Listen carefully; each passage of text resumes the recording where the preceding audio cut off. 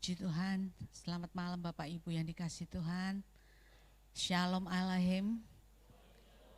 Bersyukur kita hari ini melewati satu hari lagi bersama dengan Tuhan Yesus. Semua karena kebaikan Tuhan. Dan malam hari ini kita rindu menaikkan syukur kita dengan pujian dan penyembahan lewat ibadah doa malam kita pada malam hari ini. Kita berdoa terlebih dahulu, kita mempersiapkan hati kita, pikiran kita untuk memuji dan menyembah akan Tuhan. Terima kasih Tuhan Yesus, Bapa di dalam sorga, kembali kami bersyukur kepadamu, bukan kuat dan gagah kami, tapi karena kasih-Mu yang luar biasa, kami boleh ada sebagaimana kami ada. Kami bersyukur Tuhan, hari-hari kami lalui bersama dengan Engkau, ada ketenangan, ada kedamaian, hati kami dan jiwa kami penuh dengan kemuliaan Tuhan Yesus. Ini semua karena kebaikan Tuhan yang luar biasa. Malam hari ini kami hendak naikkan syukur kami lewat pujian dan penyembahan kami di ibadah doa malam hari ini. Tuhan tolong sucikan, kuduskan, kelawat dari awal, pertengahan hingga akhirnya doa malam ini, sehingga kami ada perjumpaan dengan Engkau, Engkau hadir bersama-sama dengan kami. Di dalam nama Tuhan Yesus kami berdoa dan mengucap syukur. Haleluya, amin. Mari kita naikkan pujian, Engkaulah perisaiku. Puji nama Tuhan. Kita mengundang hadirat Allah hadir di tengah-tengah kita dengan kesungguhan hati kita. Terima kasih Tuhan. Haleluya, haleluya. Engkaulah perisaiku saat badai hidup menerpaku. Firman-Mu di dalamku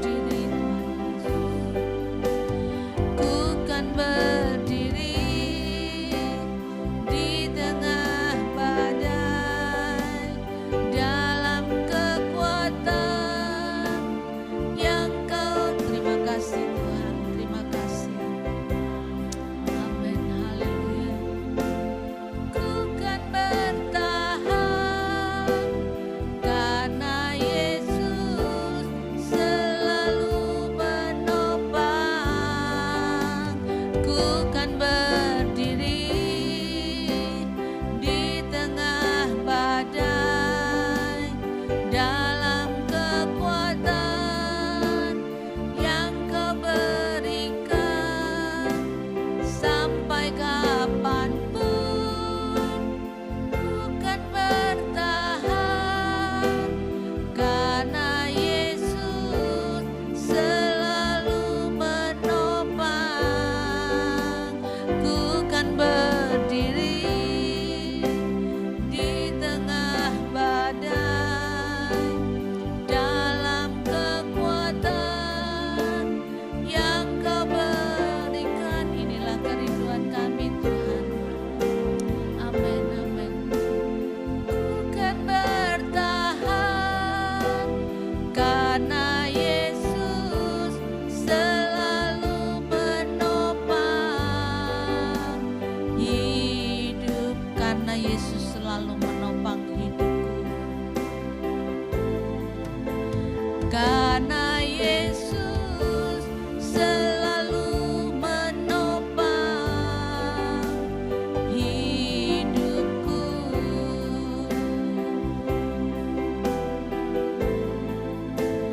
Karena Yesus selalu menopang hidupku.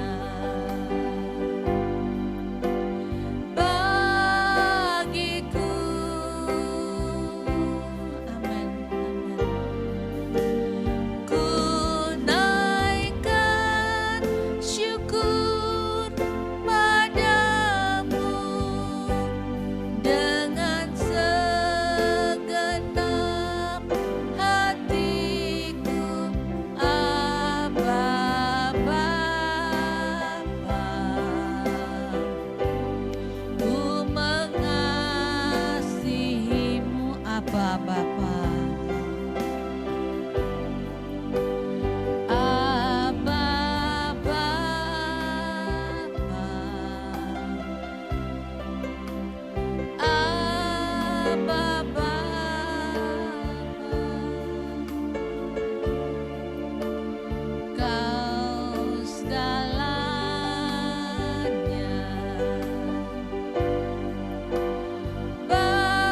Bagiku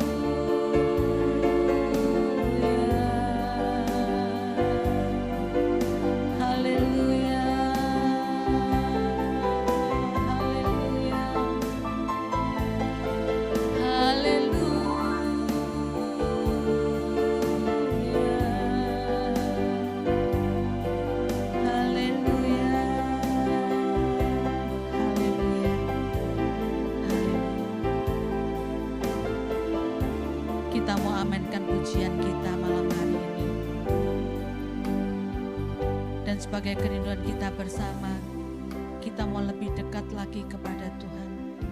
Hari-hari yang begitu sulit, di tengah badai sekalipun, Tuhan selalu menyertai kita. Kita mau tetap setia, kita mau mengandalkan Tuhan. Lebih sungguh lagi, Dialah yang membuat hidup kita tenang, jiwa kita tenang. Terlebih saat ini kita mau dilengkapi dengan firman Tuhan. Firman Tuhan ada di dalam kita, maka semuanya akan menjadi lebih baru, lebih baik lagi. Puji nama Tuhan. Puji Puji nama Tuhan, haleluya. Malam hari ini kita masih diberi kesempatan untuk kita menaikkan doa syafaat. Doa syafaat malam hari dipersilakan Ibu Mes yang berdoa pada malam hari ini. Haleluya. Bapa di surga, Tuhan Yesus, terima kasih atas semua yang sudah Kau berikan buat kami. Saat-saat yang indah buat kami sudah Kau berikan sepanjang hari Bapa. Dari pagi, siang, sampai sore, sampai malam ini Tuhan, Engkau menjagai kami semua. Terima kasih Bapa, kasih-Mu yang begitu sempurna sudah Kau berikan buat kami.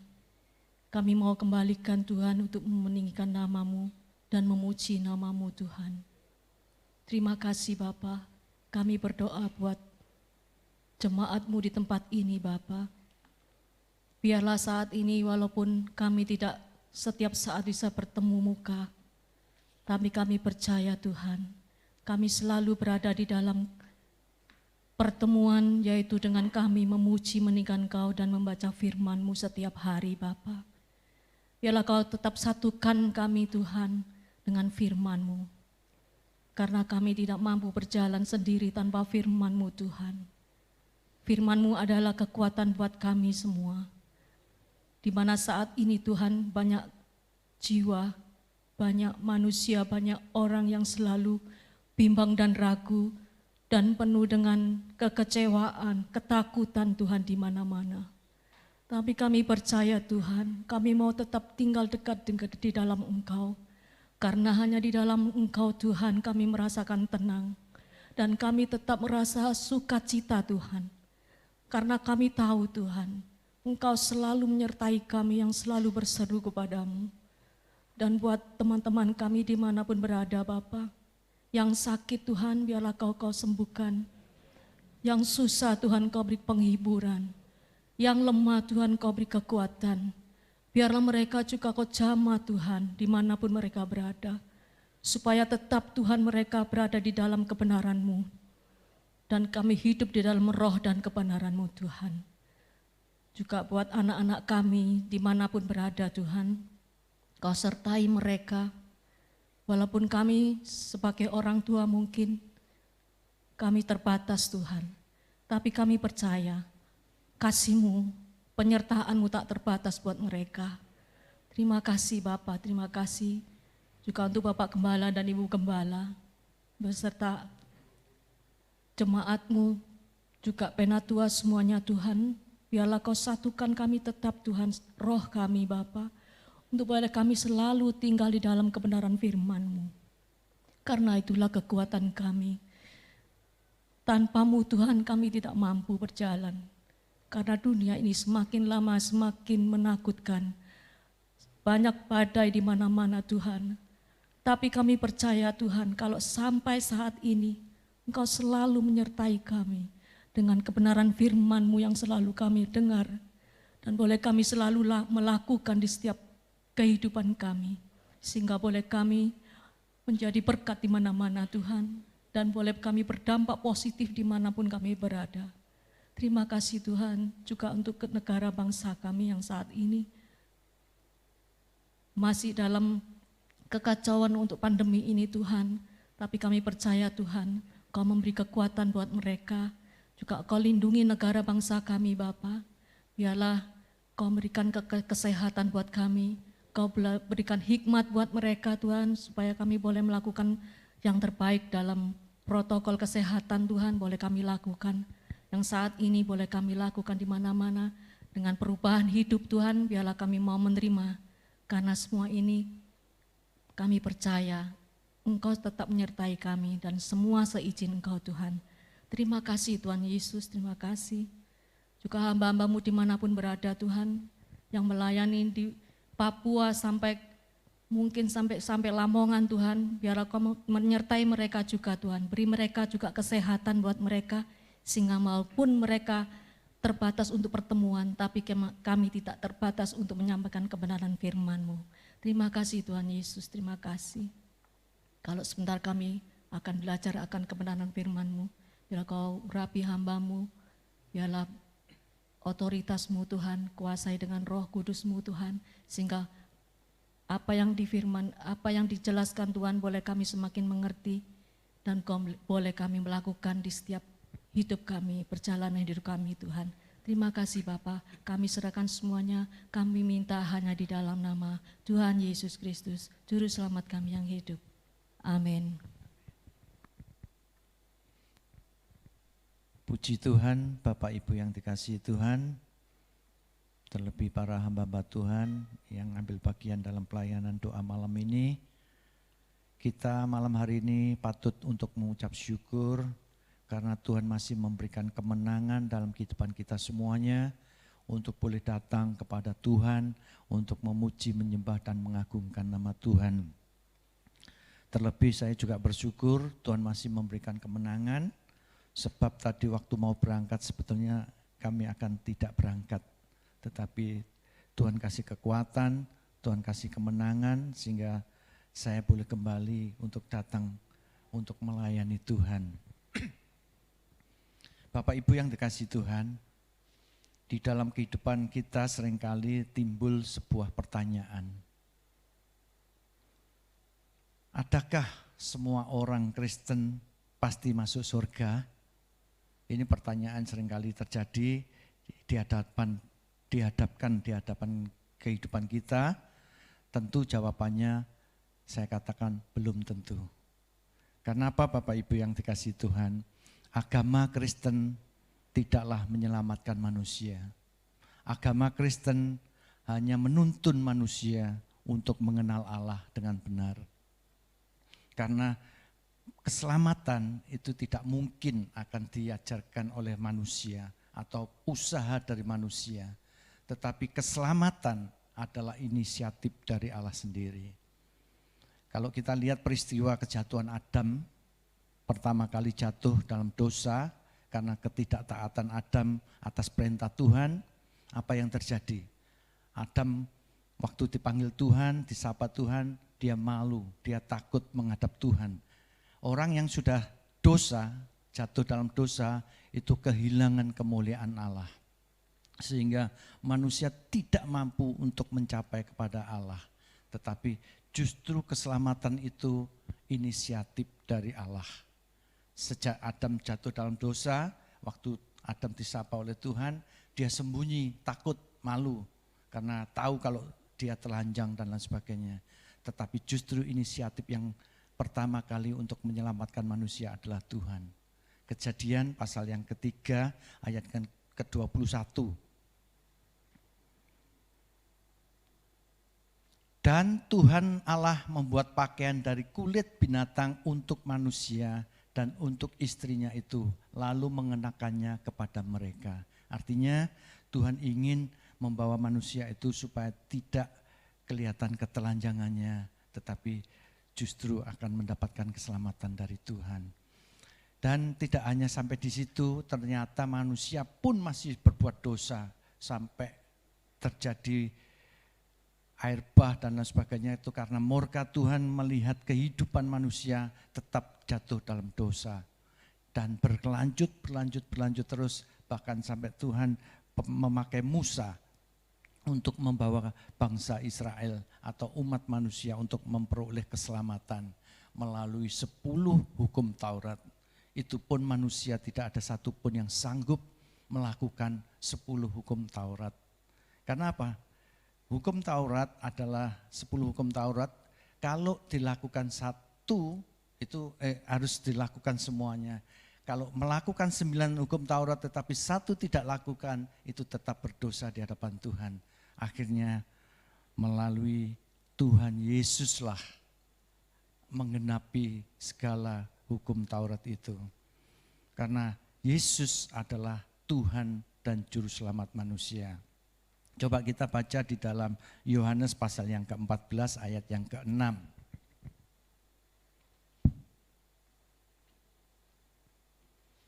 Kata Yesus kepadanya, "Akulah jalan dan kebenaran dan hidup. Tidak ada seorang pun yang datang kepada Bapa kalau tidak melalui aku." Oleh sebab itu sekali lagi saya katakan, manusia tidak akan pernah mampu untuk menghadap kepada Allah tanpa harus melalui Yesus. Jelas di dalam ayat ini dikatakan bahwa Yesus berkata kepadanya, "Akulah jalan dan kebenaran dan hidup. Tidak ada seorang pun yang datang kepada Bapa yang di surga kalau tidak melalui Tuhan Yesus." Sekali lagi, agama Kristen tidak menyelamatkan, tetapi Yesuslah yang menyelamatkan kehidupan manusia yang berdosa. Karena Tuhan adalah juru selamat manusia. Yohanes pasal yang ketiga ayat yang ke-16 juga dikatakan, "Karena begitu besar kasih Allah akan dunia ini, maka ia telah mengaruniakan anaknya yang tunggal, supaya barang siapa yang percaya kepadanya tidak binasa, melainkan beroleh hidup yang kekal." Jelas Bapak Ibu yang dikasihi Tuhan bahwa sekali lagi saya katakan agama Kristen tidak menyelamatkan. Tetapi Yesuslah juru selamat manusia itu sendiri datang ke dalam dunia untuk menyelamatkan dan untuk menggenapi hukum Taurat dan menyempurnakannya. Roma pasal yang ke-10.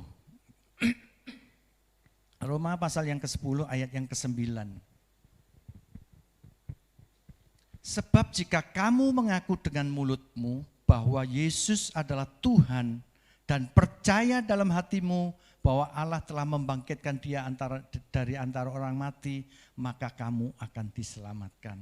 Sudah jelas 3 ayat ini cukup untuk menguatkan iman kita bahwa manusia tidak akan pernah mampu untuk memperoleh keselamatan. Karena keselamatan adalah inisiatif dari Allah.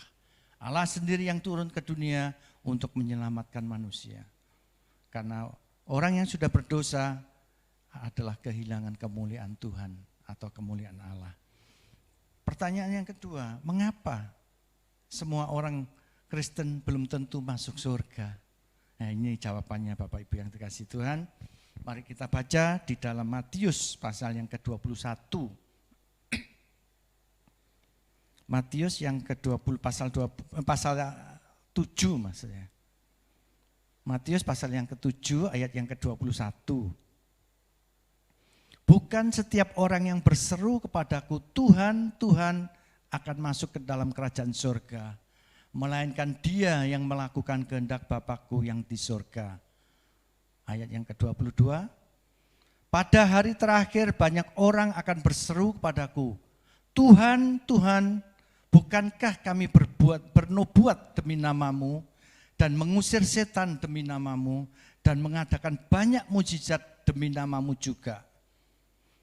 Tapi pada waktu itulah aku akan berterus terang kepada mereka dan berkata, Aku tidak pernah mengenal kamu, enyahlah daripadaku kamu sekalian pembuat kejahatan." Mengapa semua orang Kristen belum tentu masuk surga? Ini jawabannya. Sebab sekalipun sudah mengaku Yesus sebagai Tuhan dan Juru Selamat manusia dalam kehidupannya, tetapi masih banyak melakukan kejahatan. Kejahatan, Bapak Ibu yang dikasihi Tuhan, di lingkup apapun juga pasti yang namanya kejahatan itu ada. Kalau kita pengen tahu seluk-beluk atau kejahatan-kejahatan dalam berbisnis, jadilah kamu seorang pembisnis. Maka kamu masuk dalam lingkungan orang pembisnis itu, maka saudara akan tahu, oh kejahatan bisnis itu seperti ini. Dan lain sebagainya, banyak sekali. Kalau saudara ingin melihat kejahatan dalam hal berpolitik, masuklah dalam politik itu.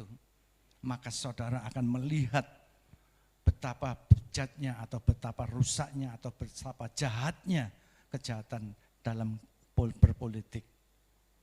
Begitu juga Bapak Ibu yang dikasihi Tuhan, kalau saudara ingin tahu kejahatan-kejahatan yang dilakukan para orang-orang yang dalam tanda kutip dipakai Tuhan, seperti ayat tadi di dalam Matius pasal yang 7 ayat yang ke-22.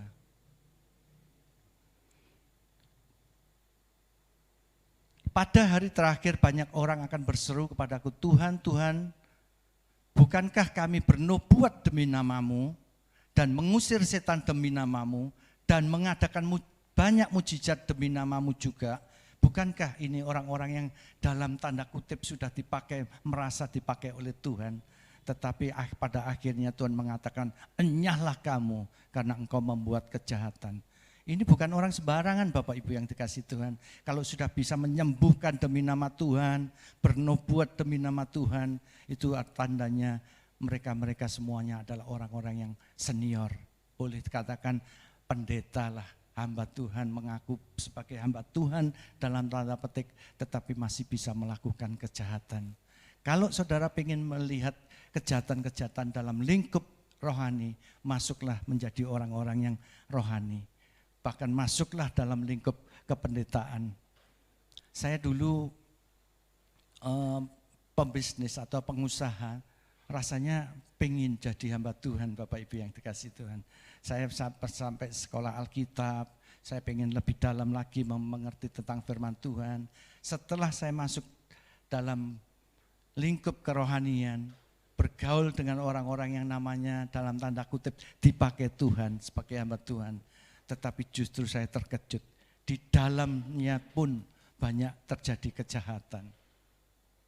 Jadi tidak semua saya katakan orang yang mengaku atau yang sudah percaya kepada Kristus sebagai Tuhan dan Juru Selamat akan diselamatkan. Karena Tuhan sendiri sudah mengatakan bahwa enyahlah daripadaku karena engkau membuat suatu kejahatan. Ada seorang hamba Tuhan yang sudah sekali berdunia, yang tumpang tangan, orang pada geledak semuanya, menyabetkan jubahnya, mereka semua sudah pada rebah. Tetapi pada akhirnya dia bertobat dan dia mengakui telah membuat kejahatan di mata Tuhan. Karena masih menggunakan hal-hal dunia yang tidak berkenan di hadapan Tuhan. Itu satu tanda bahwa sungguh-sungguh firman Tuhan di dalam Matius pasal yang ke-7 ayat yang ke-21 sampai 23 itu pasti akan digenapi oleh Tuhan. Dan tidak semuanya saya katakan orang yang percaya kepada Tuhan Yesus adalah orang yang akan diselamatkan. Sebab gampang Bapak Ibu yang dikasih Tuhan, kalau mau percaya, iblis pun percaya bahwa Yesus adalah Tuhan. Dan gampang kita buat KTP, ditanya agamanya apa, ditulis saja di formnya Kristen. Tetapi belum tentu orang itu akan diselamatkan oleh Tuhan. Lalu pertanyaannya, siapa yang diselamatkan? Matius pasal yang ke-7 ayat yang ke-21.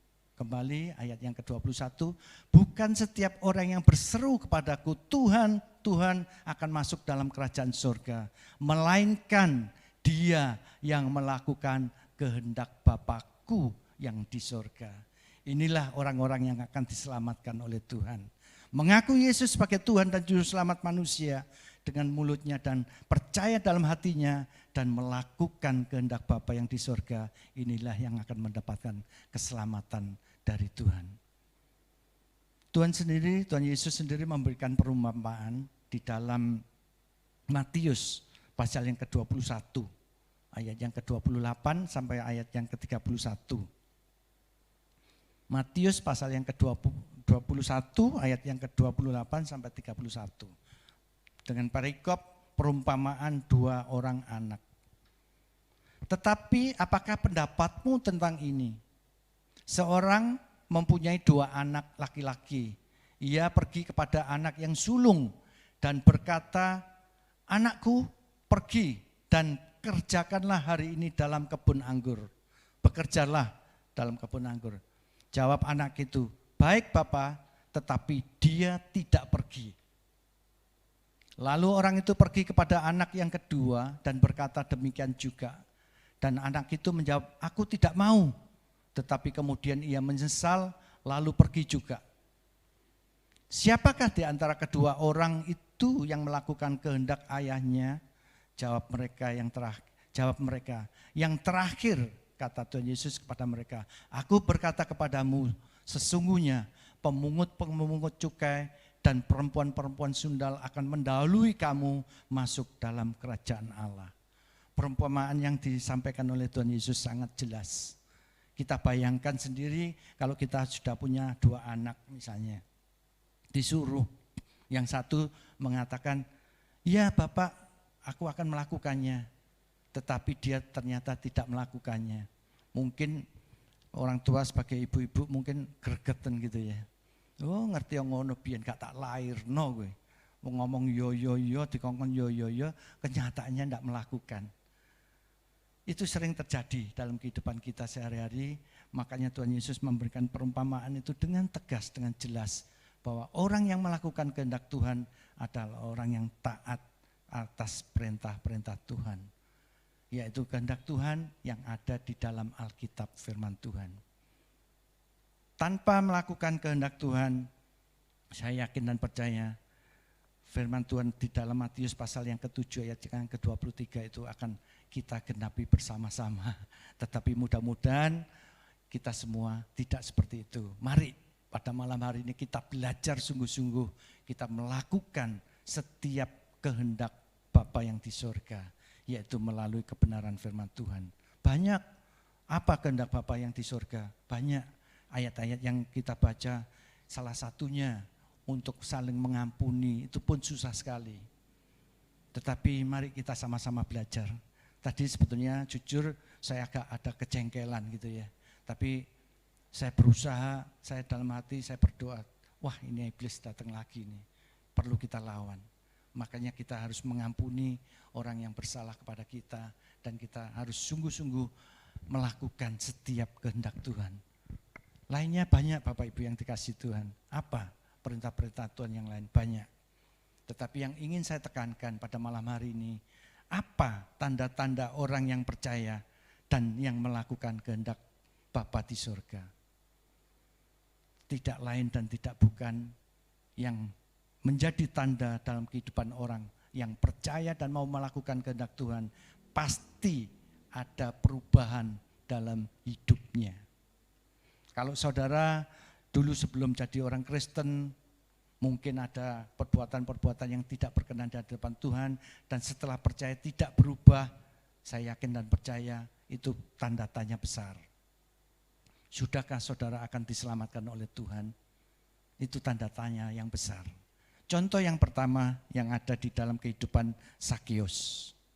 Kita baca bersama-sama Lukas pasal yang ke-19, ayat yang 1 sampai dengan ayat yang ke-9. Tetapi tidak perlu kita baca semuanya, kita baca mulai ayat yang ke-5 aja.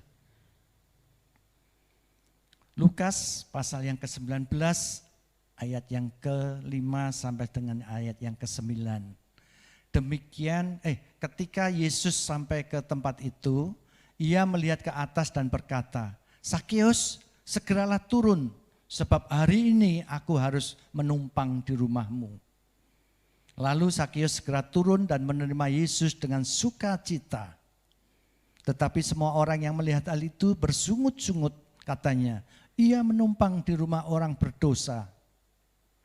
Tetapi Zakius berdiri dan berkata kepada Tuhan, Tuhan, setengah dari milikku akan kuberikan kepada orang miskin, dan sekiranya ada sesuatu yang kuperas dari seorang akan kukembalikan 4 kali lipat. Kata Tuhan Yesus kepadanya, hari ini telah terjadi keselamatan kepada rumah ini, karena orang ini pun anak Abraham. Sebelum Zakius bertemu dengan Tuhan Yesus, dipanggil oleh Tuhan Yesus, Zakius ini adalah pemungut cukai. Pada umumnya Bapak Ibu yang dikasih Tuhan, maaf kita bukan menghakimi. Orang yang pemungut cukai itu biasanya sukanya meras, sukanya neken-neken supaya bayar pajaknya lebih mahal dan lain sebagainya. Ya kalau diserahkan ke pemerintahan atau ke penguasa enggak apa-apa. Tetapi kalau dikorupsi, wah itu yang susah. Tadi saya katakan juga ternyata istilah korupsi berjemaah itu tidak hanya di dalam kehidupan sekuler atau di dalam kehidupan pemerintahan. Di dalam kehidupan kerohanian pun, pendeta pun bisa namanya korupsi dan berjamaah lagi. Ini yang sangat menyedihkan hati kita semuanya. Makanya Bapak Pendeta pernah ngomong, kalau mandito itu mandito tenanan, ojo jadi bandito. Bandito itu artinya bandit gitu ya. Berbuat jahat, curang, suka nipu orang dan membuat kejahatan dan lain sebagainya. Tetapi kalau mandito tenanan. Jadi jadilah pendeta yang sungguh-sungguh, bukan jadi bandit gitu ya, kasarannya seperti itu. Tetapi Sakius ini ternyata setelah terima Yesus di dalam kehidupan rumahnya, menerima Yesus, kedatangan Tuhan Yesus, hidupnya berubah total. Kalau dulunya sebagai pemeras, justru dia akan membagikan hartanya kepada orang-orang miskin. Dan bahkan jika ada yang merasa pernah diperas, dia akan kembalikan 4 kali lipat. Coba bayangkan berapa sisa uang yang ada dalam kehidupannya Sakius. Saya percaya pasti 0 dan bahkan berkurang. Kalau setengahnya dibagikan kepada orang miskin, terus sisanya semua yang pernah diperas dikembalikan 4 kali lipat. Apa enggak berkurang duitnya? Apa enggak habis? Saya percaya habis. Tetapi bagi Sakius, setelah menerima Yesus, tidak ada artinya harta kekayaan itu. Tetapi keselamatan yang terutama yang diutamakan oleh Sakius. Oleh sebab itu juga kita diberikan contoh Saulus yang sebelum percaya kepada Tuhan Yesus, dia sebagai pembunuh umat-umat Tuhan. Tetapi setelah bertemu dengan Yesus, hidupnya berubah 180 derajat. Bukan 360, tetapi 180 derajat. Kalau 160 munyer Bapak Ibu lagi, kembali. Kalau berbuat jahat, kembali berbuat jahat. Kalau 180 derajat itulah adalah pertobatan yang sejati. Bahkan Saulus setia untuk melayani Tuhan. Oleh sebab itu pada malam hari ini, mari kita introspeksi pada diri kita masing-masing. Sejak kita menerima Tuhan Yesus sebagai Tuhan dan Juru Selamat manusia dalam kehidupan kita semua, sudahkah hidup kita itu berubah? Sudahkah hidup kita itu ada perubahan yang dulunya pelit, sekarang jadi berlimpah-limpah untuk berbuat kebaikan, untuk memberi orang. Terlebih pada saat-saat pandemi seperti saat ini. Bapak Ibu yang dikasihi Tuhan, jujur semua orang akan mengalami kesulitan pada saat-saat seperti ini. Tetapi kalau kita dengar, kita baca di Facebook, ada orang nge-share, teman nge-share atau saudara nge-share jual makanan atau jual apa gitu. Dalam hati rasanya enggak tega. Bahkan beberapa waktu yang lalu ada seorang hamba Tuhan yang dulunya mungkin enggak pernah melakukan seperti ini. Tapi karena situasi keadaan seperti ini nge-share, bahkan langsung ngirimi ke WhatsApp. Jual makanan ini dan itu, ada abon, salmon dan lain sebagainya. Ya, secara manusia kita rasanya berat ya untuk membayar pegawai aja kira-kira masih pas-pasan atau nunggu ya waktu nanti kalau ada berkat ini mudah-mudahan cukup untuk membayar gaji dan lain sebagainya. Tetapi dengan adanya seperti itu, sudahkah kita bisa berbuat untuk sesuatu, untuk menolong atau membantu sesama kita? Yang dulunya kita mungkin pelit, kita tetap mau bantu orang walaupun sama-sama dalam keadaan kesulitan. Itulah yang Tuhan kehendaki dalam kehidupan kita. Kita harus melakukan kehendak Tuhan. Kalau dulunya suka hal-hal yang tidak berkenan di hadapan Tuhan, masih merokok, masih minum minuman keras, kalau sudah percaya kepada Tuhan tapi hidupnya tidak berubah, itu tanda tanya yang besar.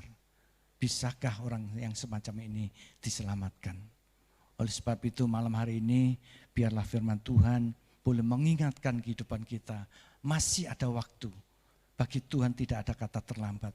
Kalau kita mau percaya dengan sungguh-sungguh, mari kita belajar untuk melakukan kebenaran atau kehendak Tuhan dalam kehidupan kita. Jangan malah sebaliknya untuk membuat kejahatan, menjual nama Tuhan, tapi demi untuk meraup keuntungan yang sebanyak-banyaknya. Tadi saya katakan seperti hamba Tuhan yang sudah bertobat, mengaku bahwa telah menggunakan kuasa-kuasa kegelapan, dia bertobat. Karena apa? Hanya untuk cari popularitas. Hanya untuk mencari bertambahnya harta dalam kehidupannya.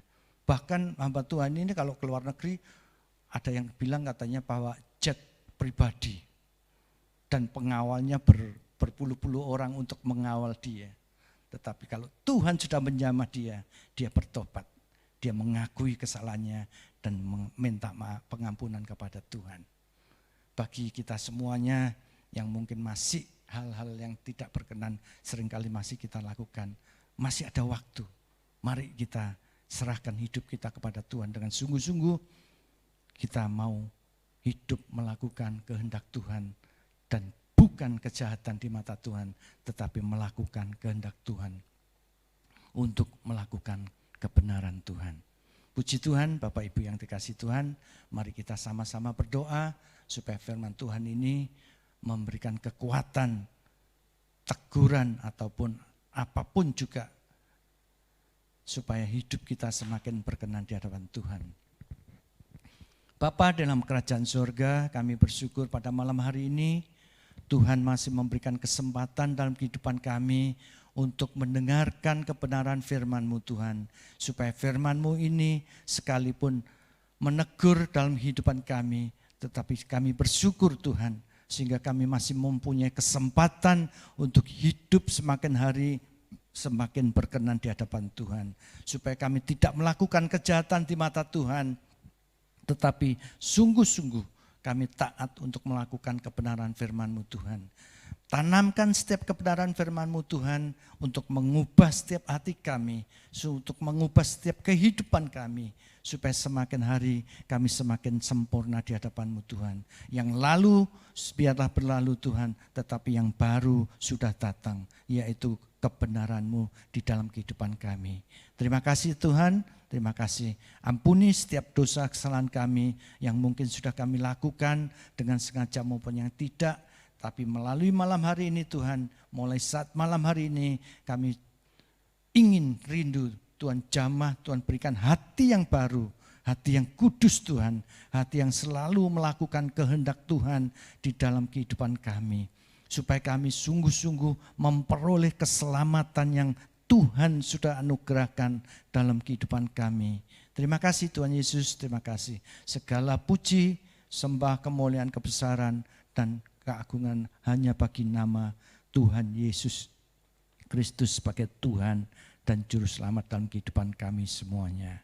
Dalam nama Tuhan Yesus, haleluya, amin. Puji Tuhan, Bapak Ibu yang dikasihi Tuhan, ibadah doa malam dan penyembahan malam hari ini sudah selesai. Dan ibadah doa malam akan disambung hari Senin depan sampai Selasa, Kamis sampai hari Sabtu.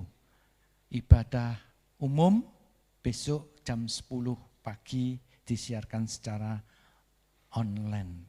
Tuhan memberkati kita semuanya yang sudah ikut doa malam ini. Haleluya, amin.